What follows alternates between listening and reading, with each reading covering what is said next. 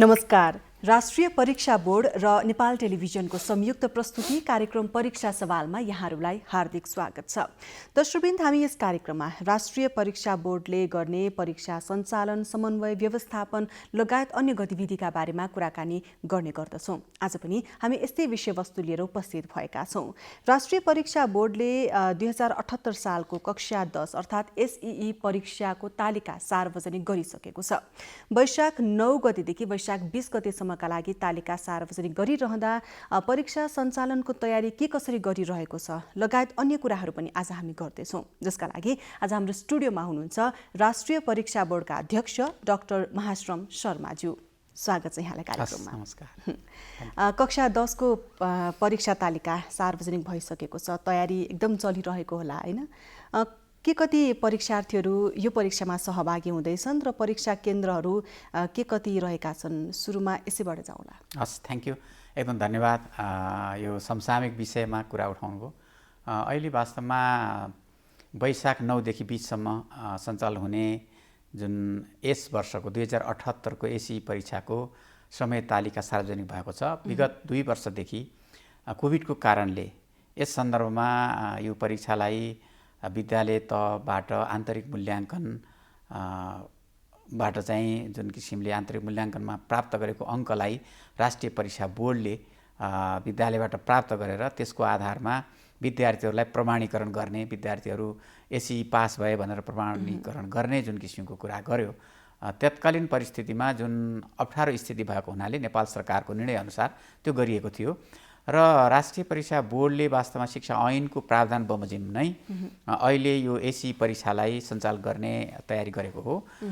खास गरी अहिले हामीले हेर्दा यो वर्ष पनि कोभिडले केही समय वैशाखदेखि नै शैक्षिक सत्र सुरु गर्ने भए तापनि कोभिडको कारणले केही ढिला शैक्षिक सत्र सुरु भएको कारण यस वर्ष चाहिँ कम्तीमा फागुन चैत महिनासम्म विद्यार्थीहरूले पढ्न पाउन् र चैतसम्म पढ्न पाएपछि विद्यार्थीहरूले चाहिँ जुन किसिमको पढ्नुपर्ने उनीहरूको कोर्स छ त्यो सकिन्छ र वैशाखमा परीक्षा गर्न सजिलो हुन्छ भन्ने हिसाबले पनि वैशाख 9 गतेदेखि 20 गतेसम्म सञ्चालन गर्ने कुराहरू गरिएको हो। र अहिलेसम्म यहाँले भने अनुसार यो वर्ष करिब 5 लाखभन्दा बढ्ता विद्यार्थीहरू एसईई परीक्षामा समावेश हुँदैछन्।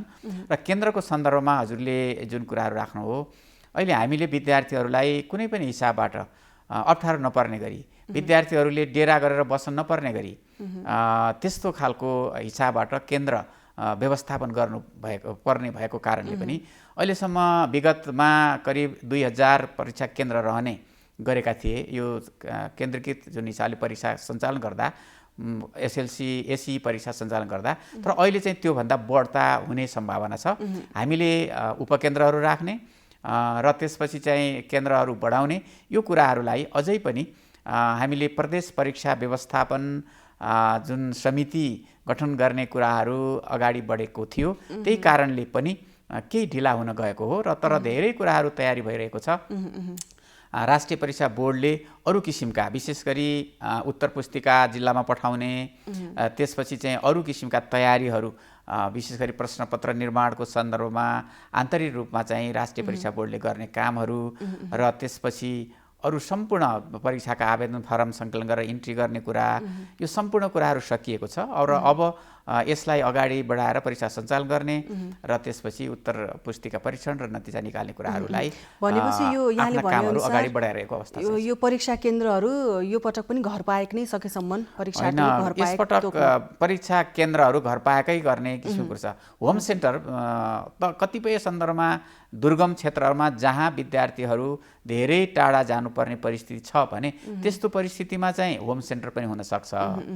तर चाहिँ के छ भन्दाखेरि सामान्यतया चाहिँ एउटा विद्यालयबाट अर्को विद्यालयमा जाँदा पनि विद्यार्थीहरूले सहज हिसाबबाट परीक्षा दिन सकुन्, त्यस्तो हिसाबबाट परीक्षा केन्द्र। जस्तो यहाँले भन्नुभयो प्रश्नपत्रहरू पनि लगभग तयार भइसकेको अवस्था छ। होइन, त्यो आन्तरिक रूपमा तयारी छ र त्यस सन्दर्भमा हामी अहिले सार्वजनिक गर्ने कुराहरू प्रश्नपत्रको सन्दर्भमा यो नितान्त संवेदनशील गोप्य विषय भएको कारणले पनि। यसैमा मेरो प्रश्न, जस्तो योभन्दा अगाडि चाहिँ यहाँले अनलाइनबाट केही भेगमा चाहिँ छापिएकै प्रश्नपत्रहरू जान्थ्यो भने धेरै ठाउँमा, सबैजसो ठाउँमा अनलाइनबाट प्रश्नपत्रहरू पठाइएका थिए। यसले गर्दा बोर्डलाई चाहिँ अलिकति आर्थिक रूपमा पनि भार कम भएको र अलिकति व्यवस्थापन गर्न सहज भएको सुरक्षाका दृष्टिकोणले भन्ने कुराहरू पनि भएको थियो। यो वर्ष पनि यहाँले यही अनुसार योजना बनाउनु भएको छ कि छापिएका प्रश्नपत्र नै पठाउने योजना छ? यहाँलेलाई मैले के निवेदन गरौँ भने यो वर्षको कक्षा 12 को परीक्षाको सन्दर्भमा हामी सबै अनलाइनबाट प्रश्नपत्र पठाउँछौँ।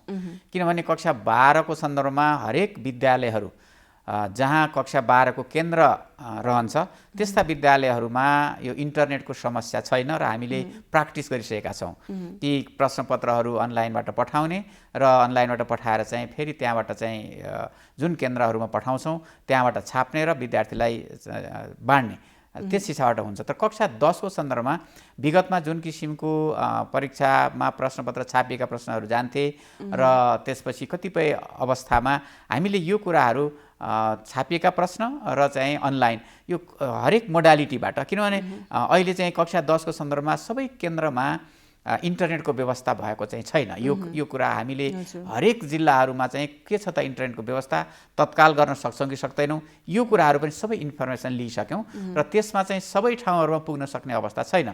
त्यसो भएको कारणले पनि यो विषयलाई हामीले चाहिँ अब राष्ट्रिय परीक्षा बोर्डको बैठकबाट अब तत्काल निर्णय गरेर कहाँ कसरी छापिएका कहाँनिर कसरी पठाउने, अनलाइनमा कसरी पठाउने भन्ने विषय चाहिँ हामी 1-2 दिनभित्रै तय गर्न बाँकी छ र त्यो तय गरेर अनि त्यसअनुसार अगाडि चाहिँ बढ्छ।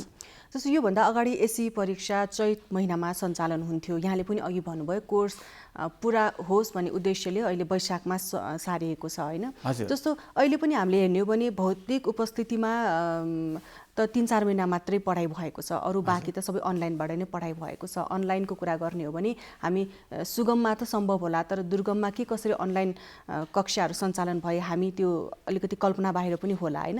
त्यो हिसाबले 3-4 महिनामा कतिको पढाइ पाठ्यक्रम त्यो कोर्स पुरा भएको होला र अहिले वैशाखमा परीक्षा गरिहाल्दाखेरि विद्यार्थीहरूलाई अलिकति असहज हुने हो कि? 3-4 महिना मात्रै परीक्षा पठन पाठन भएको छ भन्ने कुरा हामीले आम माथिबाट हेर्दाखेरि त्यति हो कि भन्ने चाहिँ हो। तर रियालिटी हामीले स्थानीय तहलाई हेर्नु पर्यो।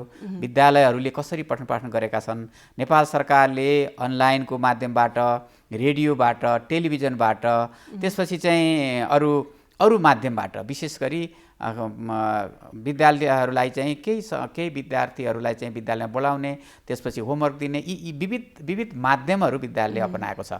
तर पनि यहाँले भने जस्तै हामीले जुन हिसाबबाट पठन पाठन गर्ने पुरा समय चाहिँ नभएको कुरा मैले विगतमा अघि पनि मैले भनिसकेँ। पुरा नभएको कारणले नै हामीले यसपटक पनि जुन हिसाबले नेपाल सरकारले 1 महिना कोभिडको कारणले विद्यालय बन्द भयो, तर कतिपय ठाउँहरूमा सहरी क्षेत्रमा जुन किसिमको कोभिडको कारणले बढ्ता अप्ठ्यारो स्थिति भएर विद्यालय बन्द भए, जिल्लाहरूमा चाहिँ कोभिड नभएकै ठाउँहरूमा जुन थियो उहाँहरूले चाहिँ आफ्नो हिसाबबाट पठन पाठनलाई नियमित गरेको अवस्था पनि छ, पठन पाठनलाई निरन्तर गरेको अवस्था पनि छ। त्यसो भएको कारणले पनि हामीले यो सन्दर्भमा प्रत्येक जिल्लाहरूसँग 77 जिल्लाहरूसँग त्यसपछि प्रदेश निर्देशनालय अनि त्यसै प्रदेश सामाजिक विकास मन्त्रालय र त्यसपछि प्रदेश परीक्षा व्यवस्थापन कार्यालय यहाँका चाहिँ प्रतिनिधिहरू, यहाँका प्रमुखज्यूहरू र 77 जिल्लाका चाहिँ जिल्लाका समन्वय इकाइ प्रमुखहरू उहाँहरूसँग पनि हामीले छुट्टै मिटिङ गऱ्यौँ। राष्ट्रिय परीक्षा बोर्डले मिटिङ गर्यो कि उहाँहरूलाई चाहिँ हामीले के अनुरोध गरेका थियौँ भने जिल्लामा कति विद्यालयहरू पठन पाठनको सन्दर्भमा के अवस्था छ, पठन पाठनमा चाहिँ पाठ्यक्रम सकिएको छ कि छैन, पठन पाठन चाहिँ कति प्रतिशत सकियो, यो कुराहरू गर्दाखेरि सबै जसो जिल्लाहरूबाट के आयो त भन्दाखेरि 70% बढ्ता चाहिँ पाठ्यक्रम सकिएको, कोर्स सकिएको र 2 महिना थप नियमित रूपले चाहिँ फेस टु फेस अथवा भौतिक रूपमा उपस्थित भएर पठन पाठन भएपछि यो सकिने सबै कुराहरू चाहिँ सकिने हिसाबबाट पनि उहाँहरूको कुराहरू आयो। त्यस हिसाबले पनि हामीलाई के हो त भने यो समय तालिका चाहिँ सार्वजनिक गर्न चाहिँ सजिलो भयो र वैशाख महिनामा हामीले चाहिँ यो परीक्षा सकिएपछि अरू विद्यालयका अरू नियमित परीक्षाहरू पनि अरू कक्षाका परीक्षाहरू पनि वैशाखमा सञ्चालन भइसकेपछि जेठ महिनादेखि चाहिँ शैक्षिक सत्र सुरु हुने र आगामी वर्षको शैक्षिक सत्र पनि नबिग्रने र विद्यार्थीहरूको भविष्य सुनिश्चित हुने किसिमको कुराहरू भयो। अब कहिलेसम्म हामीले अन्यल राखेर विद्यार्थीहरूलाई, शिक्षकहरूलाई, अभिभावकलाई अन्यल राखेर यहाँ पढाइ भएन त्यसपछि अर्को वर्ष यो कुराहरू पनि राम्रो कुरो होइन नि। त्यसैले हामीले त जहाँ जसरी जुन हिसाबबाट चाहिँ वैकल्पिक हिसाबबाट पठन पाठन भएको छ त्यसलाई चाहिँ विद्यार्थीहरूको परीक्षा लिने र नयाँ शैक्षिक सत्र सुरु गर्ने कुराहरूतर्फ पनि उत्तिकै महत्त्वपूर्ण भएको कारणले पनि हामी यो सबै कुराहरू विचार गरेर यो कार्यक्रमहरूलाई अगाडि बढाउने निर्णय गरेका हौँ। जस्तो अहिले एसी परीक्षा राष्ट्रिय परीक्षा बोर्ड केन्द्रले लिइरहेको छ होइन, यो परीक्षा चाहिँ प्रदेशमा त जानुपर्छ भन्ने व्यापक कुराहरू पनि आइरहेको छ। यसमा यहाँको धारणा के छ र तयारी के छ? एकदमै धन्यवाद। हामीले जब सङ्घीयताको हामी प्र्याक्टिस होइन यहाँ नेपालमा भयो, विगतमा एसी परीक्षा जसलाई एसएलसी परीक्षा भनिन्थ्यो, एउटा ठुलो परीक्षाको रूपमा एउटा त्यसको भ्यालु, त्यसको महत्त्व चाहिँ छुट्टै हिसाबको थियो। र जब नेपाल सरकारले विद्यालय तहको शिक्षालाई, माध्यमिक शिक्षालाई 12सम्म पुर्याउने कुराहरू गर्यो, त्यसपछि 12को परीक्षालाई विद्यालय तहको एक्जिट, विद्यालयबाट बाहिर निस्कने परीक्षाको रूपमा रह्यो। तर के छ भने संसारका धेरै देशहरूमा परीक्षाका सन्दर्भमा सर्टेन कक्षाहरू, विशेष गरी चाहिँ आधारभूत तहको अथवा कतिपय ठाउँमा प्राथमिक तह छ, आधारभूत तह, त्यसपछि माध्यमिक, लोअर सेकेन्ड्री, सेकेन्ड्री भन्ने हुन्छ, अप्पर सेकेन्ड्री। त्यसैले यो खालको कुरा नेपालमा चाहिँ हामीले माध्यमिक तह चाहिँ 12 चाहिँ पुर्यायौँ, 9 देखि 12। पहिलो चाहिँ के थियो भने कक्षा 10सम्म माध्यमिक तह र उच्च माध्यमिक भनेर 12सम्म थियो। अब अहिले चाहिँ के छ भने त्यो विभिन्न देशहरूको प्र्याक्टिस हेर्दा इन्डिया, अनि त्यसपछि श्रीलङ्का, पाकिस्तान, बङ्गलादेश, हाम्रा वरिपरिका छिमेकी देशहरूसँगमा पनि कक्षा 10को परीक्षा राष्ट्रिय रूपमा बोर्डबाट लिइन्छ, कक्षा 12को पनि बोर्डबाट लिइन्छ। त्यसपछि त्यसबाहेक चाहिँ अरू तल्लो कक्षाका आधारभूत तहको 8 क्लासमा र कतिपय ठाउँमा 5 क्लासको पनि। त्यसैले मलाई के लाग्छ भने यो सम्पूर्ण कुराहरू एउटा स्तरीकृत परीक्षा सर्टेन तह पार भएपछि उनीहरूलाई चाहिँ सर्टिफिकेट दिने चाहिँ प्रोभिजन हुन्छ र त्यस लाइनमा नेपालमा पनि कक्षा 10को परीक्षालाई पनि एउटा बोर्डबाट दिने भनेर थियो। तर अहिले चाहिँ जुन सङ्घीयतापछि चाहिँ के कुरा आयो भने कक्षा 8को परीक्षा स्थानीय सरकारले लिने, कक्षा 10को परीक्षा प्रादेशिक तहमा लिने र कक्षा 12को परीक्षा सङ्घीय रूपमा लिने भन्ने खालको कुराहरू जुन आयो, तर हामीले त्यो प्र्याक्टिस गर्न सकिरहेका थिएनौँ कि कक्षा 10को परीक्षालाई प्रादेशिक रूपमा लिने किसिमको कुराहरूमा प्र्याक्टिस गर्न सकेका थिएनौँ। र शिक्षा ऐनले पनि के कुरा गरिरहेको छ भने अहिलेसम्म कक्षा 10को परीक्षाको प्रमाणीकरण गर्ने, सञ्चालन गर्ने अधिकार चाहिँ शिक्षा ऐन अनुसार चाहिँ राष्ट्रिय परीक्षा बोर्डलाई छ। त्यसो भएर पनि विगतमा 2 वर्ष पनि विद्यालयको आन्तरिक मूल्याङ्कनबाट आएको अङ्कलाई राष्ट्रिय परीक्षा बोर्डमा पठाएर बोर्डले नै प्रमाणपत्र दिने कुरा गर्यो नि, होइन?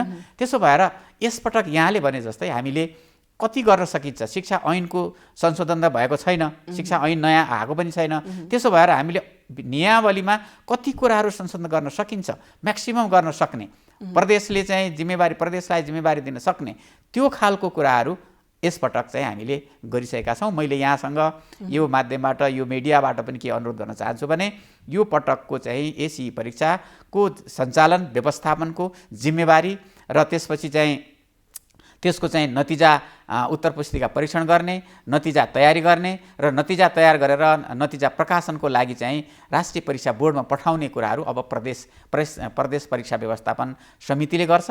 प्रदेश परीक्षा व्यवस्थापन समितिको लागि प्रदेश तहमा प्रदेश सामाजिक विकास मन्त्रालय, जो शिक्षा हेर्ने मन्त्रालय हो, त्यहाँको सचिवज्यूको संयोजकत्वमा, अध्यक्षतामा विशेष गरी प्रदेश निर्देशनालयको प्रमुख अनि प्रदेश परीक्षा व्यवस्थापन कार्यालयको प्रमुख सदस्य रहने गरी अरू 5 जनाको चाहिँ एउटा समिति बनेको छ। अब त्यो समितिले प्रदेश अन्तर्गत, आफ्नो प्रदेश अन्तर्गतका परीक्षा व्यवस्थापनका कामहरू त्यो समितिले गर्छ। र यसले चाहिँ अब के पनि हुनसक्छ यसबाट भनेदेखि भोलि नतिजा प्रकाशन गर्ने बेलामा हिजो कक्षा 10को परीक्षा को जुन नतिजा थियो विगत 2 वर्ष अगाडिदेखि सार्वजनिक रूपले विगतमा सार्वजनिक एकैचोटि हुन्थ्यो, अब चाहिँ प्रदेशले चाहिँ जुन प्रदेशले चाहिँ छिटो काम सम्पन्न गर्छ त्यो प्रदेशको नतिजा सबभन्दा पहिला निस्कन्छ, त्यसपछि अर्कोको निस्कन्छ।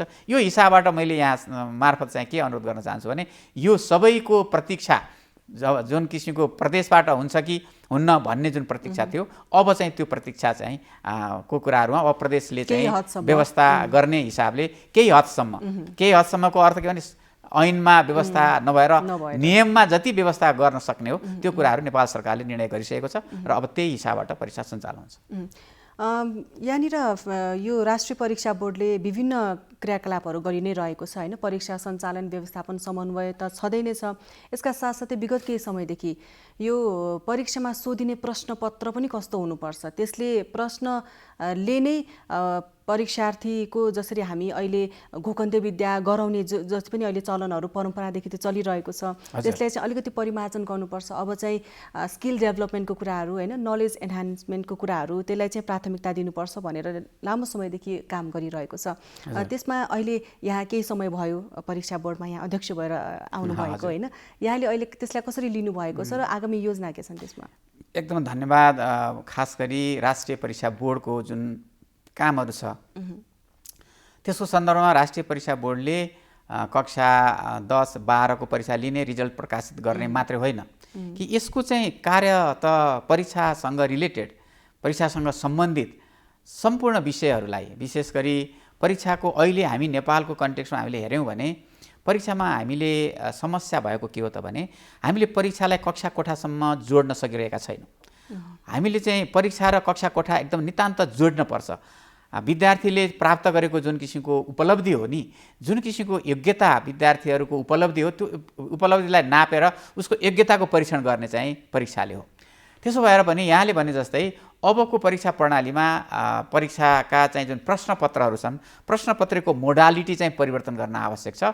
र हामीले अघि पनि मैले भने कक्षा 8 को अन्तिममा, कक्षा 10 को अन्तिममा, कक्षा 12 को अन्तिममा र इभन कक्षा 5 को अन्तिममा पनि हामीले चाहिँ एउटा स्तरीकृत परीक्षा प्रणाली, स्तरीकृत परीक्षा का प्रश्नपत्रहरूबाट विद्यार्थीहरूको योग्यताको परीक्षण गर्ने र उनीहरूले चाहिँ उनीहरूको योग्यताको परीक्षण गरिसकेपछि उनीहरू म कुन अवस्थामा छु, मेरो वास्तवमा उहाँहरूको ज्ञानको पक्ष अथवा नलेजको कुराहरू भनौँ, अन्डरस्ट्यान्डिङ, अनि त्यसपछि उनीहरूको चाहिँ मतलब यो जुन किसिमको चाहिँ हायर एबिलिटी, माथिल्लो तहको चाहिँ क्षमता होइन, एप्लिकेसन, उनीहरूको प्रयोग गर्ने चाहिँ कुराहरू, एप्लिकेसनका कुराहरू, यो चाहिँ कस्तो छ भनेर विद्यार्थीले चाहिँ आफूलाई एसेस गर्ने अथवा आफूलाई जाँच्ने र अगाडि बढ्ने, कमजोरीहरूलाई सुधार गर्ने, त्यो हिसाबबाट जानुपर्छ। र हामीले चाहिँ परीक्षाकै कुरो गर्दा तल्लै कक्षादेखि चाहिँ एकदमै उनीहरूको हरेक पक्षको चाहिँ मूल्याङ्कन गरेर विद्यार्थीहरूको माथि जाने र कक्षा यो बाह्य परीक्षाहरूबाट चाहिँ यो सम्पूर्ण कुराहरूको मूल्याङ्कन गरेर नलेज, अन्डरस्ट्यान्डिङ, एप्लिकेसन र हायर एबिलिटी जुन हिसाबले चाहिँ उच्च क्षमता, एउटा ज्ञानदेखि लिएर उच्च क्षमतासम्म विद्यार्थीको चाहिँ जाँचेर अनि त्यसपछि बजारमा पठाउने, त्यसपछि युनिभर्सिटीहरूमा पठाउने, यो कुराहरू गर्नुपर्छ। त्यसको लागि चाहिँ राष्ट्रिय परीक्षा बोर्डले अहिले कक्षा 8 को, कक्षा 10 को र कक्षा 12 को चाहिँ यो स्तरीकृत परीक्षाका प्रश्नपत्रको ब्याङ्कहरू खडा गर्ने र अगाडि त्यसअनुसार चाहिँ अगाडि जाने। र यो खडा गर्ने कुराहरू चाहिँ ब्याङ्क राष्ट्रिय परीक्षा बोर्डले मात्रै गरेर पुगेन, यो त तल्लो तहसम्म विद्यार्थी शिक्षकहरूलाई पनि प्रश्नपत्र तयार गर्न, त्यसको प्रयोग गर्न सिकाउनु पर्यो र विद्यार्थीले चाहिँ त्यसको प्रयोग गर्न सक्नु पर्यो। त्यसैले यी कुराहरूलाई शिक्षकहरूद्वारा नै विद्यालयमा, कक्षा कोठामा पुग्ने हिसाबबाट राष्ट्रिय परीक्षा बोर्डले त्यो कामहरू गरेको छ। र अब निकट भविष्यमै हामीले कक्षा 10 को जुन हिसाबले जुन प्रश्नपत्रको ब्याङ्क छ, स्तरीकृत परीक्षाका प्रश्नपत्रहरू जुन बनाइएको छ, त्यसको पाइलटिङ गर्ने, टेस्ट गर्ने लाइनमा हामी एकदम निकट भविष्यमै त्यो गर्दैछौँ। र हामीले कक्षा अब 8 को र 12 को लागि चाहिँ पनि त्यही किसिमको परीक्षाका प्रश्नपत्रहरू विभिन्न जिल्लाका स्थानीय तहहरूसम्म समेत पुगेर त्यो ट्रेनिङ दिने, उनीहरूको चाहिँ कार्यशाला गर्ने र शिक्षकहरूलाई सिकाउने र चाहिँ त्यो खालको चाहिँ फेसिलिटेसन गर्ने कामहरू राष्ट्रिय परीक्षा बोर्डले गर्ने गरी तयारी गरेको कुरा पनि म निवेदन गर्न चाहन्छु। केही वर्ष अघि मात्रै पनि परीक्षा बोर्डले कक्षा 10 का विद्यार्थीहरूलाई यो स्तरीकृत परीक्षा ट्रायल भर्जन गरेको थियो होइन, तर यो कोरोनाले गर्दाखेरि चाहिँ त्यसलाई साँच्चीकैको रूपमा चाहिँ लिएर आउन नसकेको भन्ने कुराहरू थियो। जस्तो यहाँले भनेअनुसार अब जसरी कक्षा कोठामा पहिले चाहिँ परीक्षामा पास हुनुपर्छ है, अब चाहिँ फेरि अब ग्रेड सिस्टम छ होइन, ए ग्रेड ल्याउनुपर्छ, A+ ग्रेड लिएर आउनुपर्छ र परीक्षामा चाहिँ यस्ता प्रश्न सोधिन्छन्, यसको चाहिँ यो उत्तर हो भनेर कण्ठ गराइन्थ्यो विद्यार्थीहरूलाई। अब यो स्तरीकृत परीक्षा सँगसँगै अब प्रश्न पनि एउटै हुने तर त्यसको उत्तर फरक फरक हुने भएपछि अब शिक्षकहरूले पढाउने प्याटर्न पनि त फरक हुन्छ होइन, त्यसले गर्दाखेरि समग्र शिक्षामा नै परिवर्तन आउँछ। हामीले चाहेको पनि त्यही हो नि। खास गरी कुनै पनि देशको शिक्षा प्रणाली, शिक्षाबाट उत्पादन भएका जुन शिक्षाले चाहिँ निकालेका चाहिँ जनशक्ति छ नि, जुन विद्यार्थीहरू छन्, उनीहरूको स्तर राम्रो बन्नुको अर्थ के हो त भने कक्षा कोठाभित्र उनीहरूले पढ्ने जुन किसिमको कन्टेन्ट छ नि, जुन किसिमको विषयवस्तु छ, त्यो विषयवस्तुका हरेक आयामहरू, हरेक एङ्गलबाट विद्यार्थीहरू सक्षम हुन्। वास्तवमा उनीहरूको नलेज, ज्ञानको चाहिँ कुराहरू पनि उत्तिकै होस्, उनीहरूको चाहिँ बुझ्न सक्ने अन्डरस्ट्यान्डिङ लेभल पनि उत्तिकै होस्, त्यसपछि प्रयोग गर्न सक्ने कुनै कुराहरू पढ्यो नि विद्यार्थीले चाहिँ पढेको कुराहरू भित्र मात्रै राख्यो भने त पुगेन, त्यसले प्रयोग पनि गर्नुपर्ने। हामीले कुनै पनि सन्दर्भमा चाहिँ जे कुराहरू हामीले हासिल गर्छौँ ज्ञान, त्यसको प्रयोग एप्लिकेसन हुनु पर्यो। र त्यसबाहेक चाहिँ उनीहरूले एउटा क्रिटिकल, एउटा माथिल्लो तहबाट सोच्न सक्ने, विद्यार्थीहरूलाई नयाँ सोच्ने किसिमको कुराहरू नभनेर घोकेर त्यही कण्ठ गरेर परीक्षा पास गर्ने मात्रै होइन कि कतिपय विषयवस्तुहरू चाहिँ विद्यार्थीले जानेपछि उनीहरूले चाहिँ प्रयोग गर्ने र त्यसपछि उनीहरूले चाहिँ के छ भने एकदमै क्रिटिकल्ली, एकदमै सोचेर नयाँ किसिमका कुराहरू खोजी गर्न सक्ने खालको चाहिँ क्षमताको विकास गराउनुपर्छ। त्यसैले यो अबको यो स्तरीकृत परीक्षा प्रणाली जुन छ, स्तरीकृत परीक्षाबाट चाहिँ बनेका जुन टेस्ट आइटम्सहरू छन्, जुन प्रश्नपत्रहरू छन्, ती प्रश्नपत्रहरूले विद्यार्थीका हरेक कुराहरू जाँच्ने हुनाले कक्षा कोठामा पनि पठन पाठनको